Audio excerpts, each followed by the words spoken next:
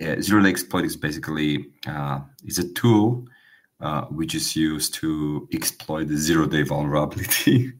And zero-day vulnerability is the vulnerability which is not known by companies or software producers like Google, Apple, Microsoft. So because they don't know about this vulnerability, they cannot release, they cannot publish security updates for the given vulnerabilities. And therefore, zero-day vulnerabilities and zero-day exploits have really high market value, and they're sold on the not only dark market, but legally they're selling.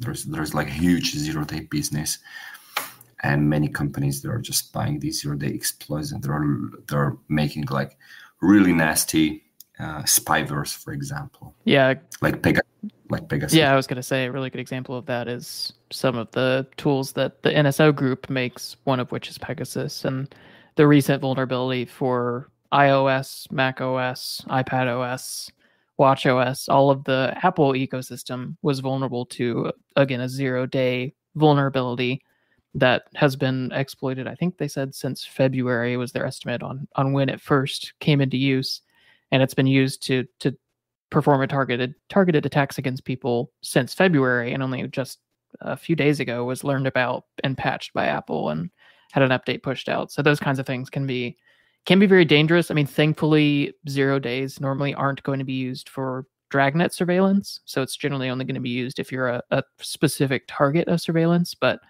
they definitely are an important thing to be aware of. And that's a good reason to keep up with updates on whatever system you're using.